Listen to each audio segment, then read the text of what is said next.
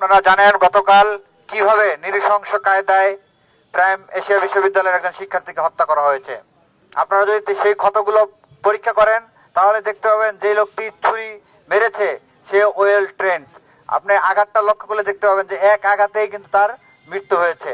তো আমরা সরকারের প্রতি আহ্বান জানাবো যে জাহিদুল ইসলাম পারভেজকে কি টার্গেট কিলিং এর অংশ হিসেবে হত্যা করা হয়েছে কিনা সেটি সুষ্ঠুভাবে তদন্ত করতে হবে, তদন্ত করে দেখতে হবে। একই সাথে আমরা দেখেছি সিসিটিভি ফুটেজে দেখেছি বেশ কিছু খুনি আইডেন্টিফাই হয়েছে এবং এর মধ্যে দুইজন বৈষম্য বিরোধী ছাত্র আন্দোলনের পদধারী। আমরা আজকের এই প্রোগ্রাম থেকে এখান থেকে দাবি জানাতে চাই, আপনারা দেখেছেন যখন জুলাই আন্দোলন হয়েছিল, বৈষম্য বিরোধী ছাত্র আন্দোলন ব্যানার গড়ে উঠেছিল, তখন আমাদের কমিটমেন্ট ছিল আমাদের আন্দোলন যখন সফল হবে আমরা সেন্ট্রাল লাইব্রেরির সামনে এসে বৈষম্য বিরোধী ছাত্র আন্দোলন প্ল্যাটফর্ম বিলুপ্তি ঘোষণা করব।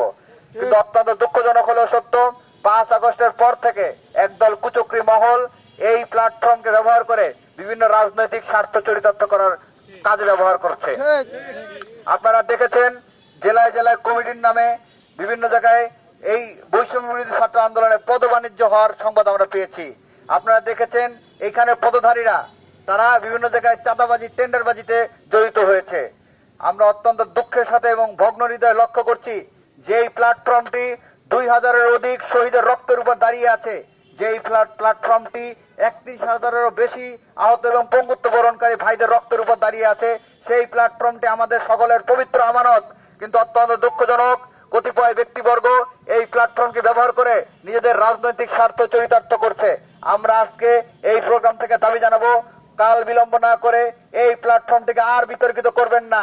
কাল বিলম্ব না করে দ্রুততম সময়ের মধ্যে প্ল্যাটফর্মটিকে বিলুপ্তি ঘোষণা করুন এবং সসম্মানে জুলাই অভ্যুত্থান যাতে আর কোনো বিতর্ক সৃষ্টি না হয়, বৈষম্য বিরোধী ছাত্র আন্দোলন থেকে আর কোনো যাতে বিতর্ক সৃষ্টি না হয়, এই নাম যাতে আর কোনোভাবে কলুষিত না হইতে পারে সেই দিকে সকলকে সজাগ এবং সুদৃষ্টি রাখার আহ্বান জানিয়ে এবং এই খুনিদের দৃষ্টান্তমূলক শাস্তির দাবি জানিয়ে, আপনারা দেখেছেন যে বিভিন্নভাবে গতকালকে থেকে যখন এই সংবাদটা এসেছে যে বৈষম্য বিরোধী ছাত্র আন্দোলনের নেতা পদধারী ব্যক্তি এই খুনের সাথে জড়িত, তখন থেকেই একদল স্বার্থান্বেষী মহল বারবার চেষ্টা করছে, বিভিন্ন ট্রায়াল চালানোর মাধ্যমে বলার চেষ্টা করেছে যে বৈষম্য বিরোধী ছাত্র আন্দোলনে কেউ এখানে জড়িত নয় এবং তাদের প্ল্যাটফর্ম থেকে এই পোস্ট পর্যন্ত দিয়েছে। কিন্তু পরবর্তীতে আমরা কিন্তু সংবাদ মাধ্যমে দেখেছি বৈষম্য বিরোধী ছাত্র আন্দোলনের 2 জন এটার সাথে জড়িত ছিলেন।